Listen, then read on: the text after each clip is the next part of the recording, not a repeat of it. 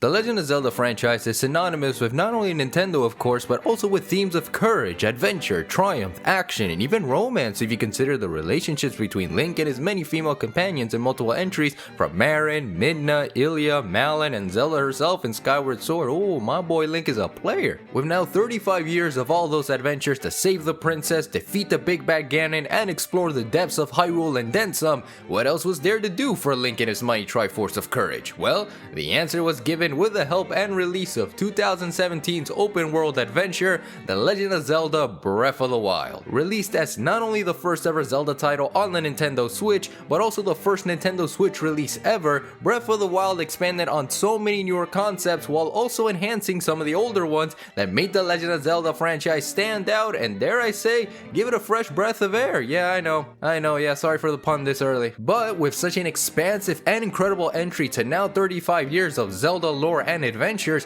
what else was there to do next? After all, 6 years into its release in 2023, Breath of the Wild is still the most talked about game in the entirety of the gaming world, as not only a great game and a Game of the Year winner, is often used as a comparison to other open world games like Monster Hunter Rise, Horizon Zero Dawn, Pokemon Legends Arceus, and even Sonic Frontiers. But it seems that all of that is now going to change as Tears of the Kingdom is finally at our fingertips, ready to expand even further the great and vast world that Breath of the Wild already presented those many years ago. After so long, we are now heading back to Hyrule thanks to the release of Legend of Zelda Tears of the Kingdom here, a sequel in the making that is set to further expand beyond what Breath of the Wild did, and just a sequel in general for this particular Zelda universe. Now, for those that have been here for a long time, you already know how this video is gonna roll, and for those that are new here and seeing this lovely, beautiful face for the first time, well, thank you for the compliments, and thank you for watching this video, of course.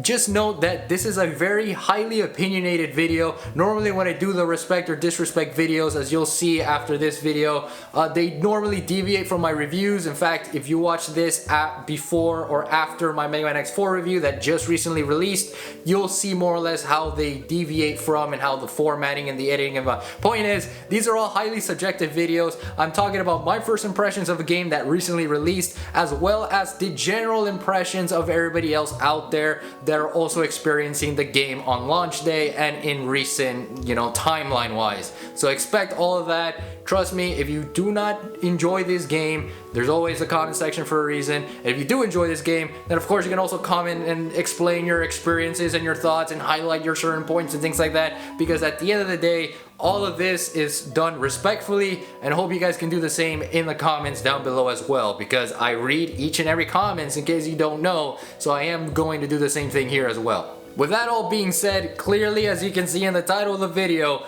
Tears of the Kingdom is a genuine masterpiece, and the respect is so freaking high for this game that I had to contain a lot of my personal viewpoints so I could keep it as short and concise as possible, because holy crap, this game is absolutely amazing. First, let's get this right out the way. The idea of a Breath of the Wild sequel was surely at first glance something that many were probably worried about, me included. I mean, after the dozens of hours you have from the experience of Breath of the Wild proper, plus the DLC packages that came with it, how would this game top the very essence of an already grand Zelda adventure? The answer? Well, by sticking with what worked in the past and just enhancing it to the 10th degree, because oh my god, there is so much to do in this game, what the hell. Gotta say right off the bat too, the game looks absolutely stunning, easily a caliber above its predecessor. Now, I know that for some of you the details won't pop, but if you play this on the Switch OLED, oh, the details pop, and they pop real nice, and that is a very good thing. However, this isn't to say that the original game wasn't bad graphically. Hell, I can still argue that Breath of the Wild today still holds graphically well after 6 years, and if it didn't, then the whole Breath of the Wild comparison wouldn't even exist in the first place. Since Tears of the Kingdom is also a new game, this does mean that we gotta cover the things that it deviates from the first game, as well as what it has to unfold, story especially. Now don't worry, like I said, I won't spoil everything about this game that YouTube hasn't done already, since this game is fairly new, but just note that the story is pretty much an average Zelda story at the end of the day. You're on a quest to save Hyrule and rescue Princess Zelda, except the stakes are much higher this go around, metaphorically and quite literally. But yeah, the rest is really much of the same from Breath of the Wild, so gameplay and combat is the same with the mechanics of durability being brought back. The shrines are new in design and aesthetics, but still surmount to the same result in obtaining a little trinket to then upgrade Link and the various outfits you get to collect for this adventure too. While there was the presentation of the gameplay a few weeks back, seeing what I saw then in front of me throughout my time with Tears of the Kingdom is already something that earned high points for me in terms of its respect for the source material, be it from its predecessor or even that of the entire Zelda franchise. Everything that you know from your experience in Breath of the Wild, the same is gonna result in Tears of the Kingdom, with a few minor but impactful quality of life changes. For this sequel, the Sheikah Slate is instead replaced by something known as the Purah Pad, a new version of the Sheikah Slate built by, well, you guessed it, the lovely Purah from the previous game that we all know and love for her mighty stature and... Oh. Hey, don't look at me like that. I know we're all thinking the same thing. Okay, but to be serious for a moment here, the Purah Pad is your new Sheikah Slate, where you access the map in fast travel like last time. Unlike the first game, however, the abilities of the Sheikah Slate are not available to you with the Purah Pad, but instead are opted for the new arm Link obtains for this game. Yeah, you know the one I'm talking about, the one where it's in almost every promo art and he looks like he's about to send a strong ass ki blast from Dragon Ball Z towards your direction at. Yeah, that's the one I'm talking about. Much like the Slate itself, the arm carries the abilities for Tears of the Kingdom, new ones to boot to add some unique gameplay value in the long run, from the ability to stop and rewind time, for objects to ascending and entering objects for vertical traversal, fusing together items to make stronger weapons and shields, to even going all Banjo-Kazooie freaking nuts and bolts with creating some cool vehicles to use. Dude, this arm freaking rules. Where can I find one? Oh, sorry about this. Let's just carry on. Considering this isn't a full review per se, since this is covering about 15 to 20 hours of me running around and doing, you know, Zelda stuff, I'm not so sure how different this goes beyond the general gameplay loop for this game. Again, there's the story for sure, but I don't really want to spoil it for those who are still looking to pick up this game by the time this video is uploaded. After all, it's been about a week since this game released, and I don't really want to do that to you guys. Trust me, I got you covered here. I have no intentions of spoiling the game right now because it is super fresh at the moment, despite being like, what, a few days to almost a week in. So clearly, I don't want to spoil you guys if you're looking to go buy the game at this point, or if you're still experiencing it around the same time as I am, because there's a lot of content in this game. I'm going to reiterate that point a lot, but there's so much to do here, and I'm also doing my best to ensure you all avoid those YouTube videos at all costs. And you know the one I'm talking about, with that thumbnail design that we all hate and we associate to one channel in particular, but we're not gonna go that far, okay? We're talking about the respect, not the disrespect of Tears of the Kingdom, right? Also, I mean, yeah, what a way to ruin the fun for everybody, right? Like, we're trying to play the game as fresh as we can possibly can, and I'm trying to give my first impressions to everybody here, and you're just here being like, oh, by the way, this is the final boss. Come on now, you guys, like, try to be a little bit more, you know, read the room, you know? Though putting all that aside from now, a lot of people are still wondering if this sequel is really worth it, and though I say that it is, I can still understand the sentiment of not wanting to buy it right away, especially when there was the whole $70 price tag debacle just a few weeks back. What you are most likely thinking in this case is that Tears of the Kingdom is a safe sequel that plays to the strengths of the first game, which is exactly that, but is also much more in the sense that there is a lot in addition to Hyrule and the general plot of beating Ganondorf and saving Zelda, because while this game is grounded in its gameplay, it also takes it to the depths below and the skies above. Haha, see what I did there? As you explore all of Hyrule like before, you also get to soar to the skies or even head underground below, adding far more areas to explore and be immersed in. This alone adds a lot of replay value in my eyes, as well as a lot to collect and just run around for the fun of it. The underground especially, since you can see that this is where they spend most of their time developing the game because it's so damn massive, holy crap. From the start of the game, you are exploring the very sky islands of the Zonite people themselves, going through the tutorials, and once you dive straight down to Hyrule, the rest is then up to Link to explore the new areas that are located throughout the region. And for those that played the first game, then the pacing is roughly the same thing. You got your 4 main locations to reach and investigate, and you kind of progress through the story from there and the shrines themselves. Now the shrines, they are the same as before too. Shocker, I know, but they do present more challenging puzzles this go around as opposed to Breath of the Wild, where most of the time you can just brute force your way in some of them. And the same can also be done here. Well, okay then. And of course, who could forget the elephant in the room here? Multiple tiny ones at that. The Korok seeds are also back in this game. All 900 of them, baby. Holy crap, they still thought that was okay too. And look, I'm not gonna sugarcoat this bit either, because we all know that our feelings for these cute things are violent and justifiably so, and it's pretty funny seeing everybody on Twitter now just completely messing their day up, and I can only imagine what Gerard the Completionist is thinking at this very moment, as he also aims to complete this game very soon. Like, I'm probably reiterating this point so many times now throughout the course of this video, but whatever you experience and learn from Breath of the Wild, you can easily apply with Tears of the Kingdom here and just go with the flow of things, which, funny enough, now that I say that out loud here, this does says a lot into like the 3D roots of Zelda games as a whole and like the whole history of that. If you know what I'm talking about, then you know what I'm talking about. If you don't, trust me, the next segment will explain everything. If you recall the days of the Nintendo 64, which I sadly don't since I'm one of the younger generations of gamers here, that system blessed us with 2 Zelda games, Ocarina of Time in 1998 and its direct sequel Majora's Mask in 2000. These 2 games not only shaped the mold for future 3D Zelda titles later on, but also provided a new lens of exploration and 3D gameplay for any game of that matter.